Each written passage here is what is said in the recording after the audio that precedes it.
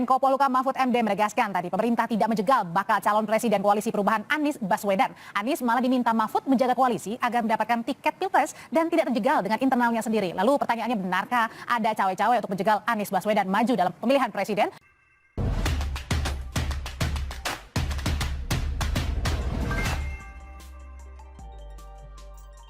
Pihak lawan tuduh ada upaya penjegalan Anies, malah dibalas begini oleh Mahfud MD, ditulis oleh widodo.spdisiwar.com. Aroma permainan politik kotor yang sama sekali tidak elegan tampaknya mulai ditiupkan sebagian pihak yang mirisnya justru menjadi calon kontestan Pilpres 2024 yang berasal dari kubu lawan koalisi yang sedang dibangun oleh PDI Perjuangan. Ada kekhawatiran adanya penjegalan buat menggagalkan Anies Baswedan yang disuarakan oleh Denny Indrayana yang masih berkaitan dengan peninjauan kembali atau PK di tingkat Mahkamah Agung atau MA soal kepengurusan Partai Demokrat oleh kubu Muldoko. Merespon hal itu, tanpa ragu Mahfud MD pun bersuara untuk menepis isu yang diembuskan tanpa dasar yang kuat dan bukti sahih itu yang diduga kuat hanya untuk melemahkan kepercayaan masyarakat kepada pemerintah. Plus karena ada yang takut kalah sebelum bertanding. Tidak ada penjegalan, itu isi politik. Itu bagian dari perlombaan kontestasi politik yang mengatakan ini dijegal. Mungkin biar pendukungnya muncul atau mungkin biar yang memilih sedikit. Kenapa dijegal? Karena ini.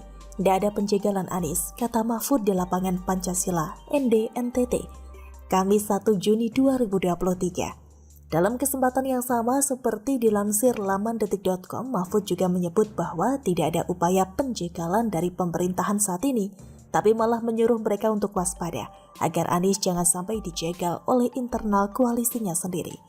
Kalau pemerintah tidak menjegal, mungkin saudara sih cuma ndak enak mau bilang terus terang.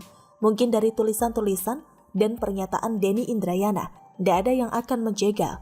Malah saya katakan kepada dia, kamu harus usahakan di dalam berbagai forum agar koalisi yang mendukung Anies itu kompak, agar Anies dapat tiket, tidak dijegal oleh internalnya sendiri.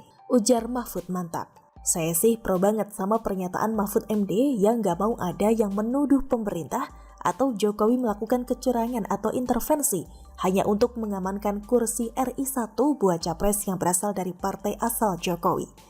Hanya kita malah perlu curiga ketika ada yang terlalu cerewet mencurigai pemerintah. Jangan-jangan malah mereka sendiri yang berusaha menggagalkan kontestan lain agar gagal atau kalah dalam pertarungan pada Pilpres 2024 nanti. Kita belajar dari sejarah politik masa lalu saja. Dulu kan ada partai yang teriak kencang agar mengatakan tidak pada korupsi.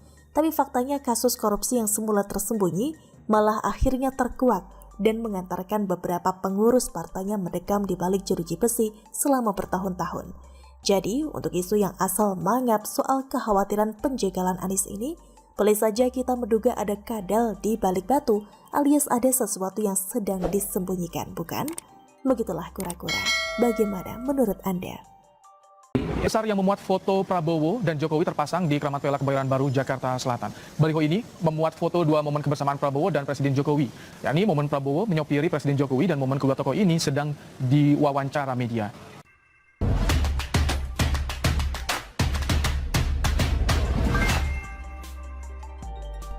Muncul baliho Prabowo dan Jokowi. Tanda Prabowo nggak pede sampai kudu mencomot Jokowi. Ditulis oleh widodo.spdisiwar.com. Muncul baliho di Jakarta bergambarkan Prabowo Subianto dan Joko Widodo dengan tulisan "Menang bersama untuk Indonesia Raya" dalam ukuran cukup besar dan mudah dilihat karena terpampang di jalanan protokol Jakarta yang ramai dilalui kendaraan bermotor. Baliho ini mungkin menjadi bukti kesekian yang menunjukkan betapa ngebetnya seorang Prabowo Subianto menjadi RI 1. Meski sekarang baru berstatus bakal capres, sehingga terkesan menggunakan berbagai cara yang bisa ditempuh buat meningkatkan citra positifnya. Sejak Lebaran 2023 lalu, terhitung sudah beberapa kali Prabowo mendekat pada Jokowi, bahkan keluarganya. Setelah bersilaturahmi politik pada Lebaran kemarin dengan menemui Jokowi, maka yang terbaru Prabowo menemui Gibran. Bahkan sempat beredar kabar bahwa relawan Gibran Jokowi akan mendukung Prabowo sebagai capres. Bagi saya sekali lagi semua ini menunjukkan bahwa Prabowo semakin ngebet menunjukkan betapa dirinya ingin menjadi RI1 dengan menempel ketat pada Jokowi. Sambil berharap mendapat citra positif dan limpahan suara dari pendukung Jokowi yang memang sangat banyak jumlahnya. Apalagi dengan munculnya baliho besar bergambar Prabowo dan Jokowi yang seperti ingin memberi kesan bahwa Jokowi merestui Prabowo dan ingin agar ex menantu Soeharto itu menjadi the next presiden. Yang kita belum tahu apakah pemasangan gambar itu atas seizin Jokowi ataukah nekat main pasang saja. Jika nekat main pasang saja, malah terlihat menggelikan karena ada kelancangan di sana.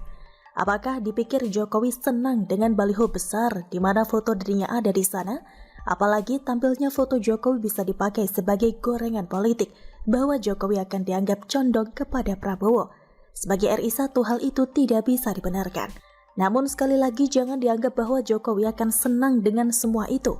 Mungkin sekali bahwa jika sekarang yang dipasang foto Prabowo bersama Jokowi, lain waktu di Depok mungkin akan muncul Prabowo bersama Kaisang, lalu di Solo akan muncul Prabowo bersama Gibran.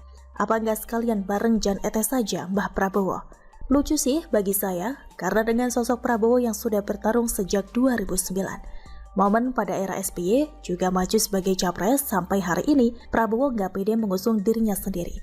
Sampai lupa dengan fakta kalau Jokowi itu masih kader PDI Perjuangan. Masa kader partai lain dicomot begitu saja sih?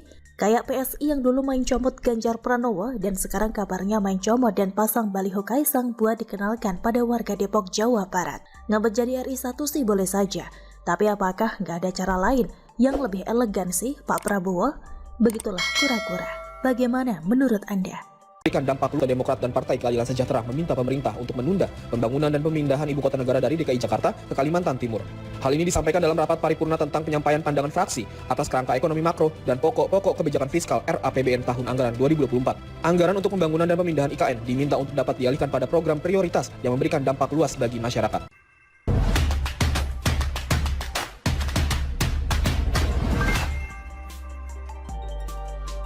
Permainan kotor PKS, Demokrat, Anies Baswedan dan asing tolak IKN. Ditulis oleh Nafis Siwar di siwar.com. Barusan lihat berita jika partai oposisi seperti PKS dan Demokrat meminta pencairan anggaran untuk pembangunan IKN pada 2024 ditunda. Rizky Aulia Rahman Natakusuma, anggota DPR dari Demokrat mengatakan jika anggaran pembangunan IKN tidaklah prioritas dibandingkan dengan kebutuhan anggaran untuk stabilisasi harga kebutuhan pokok masyarakat. Andi Akmal Pasludin dari PKS memandang bahwa kebijakan belanja negara untuk pembangunan IKN itu lebih baik digunakan untuk memperkuat infrastruktur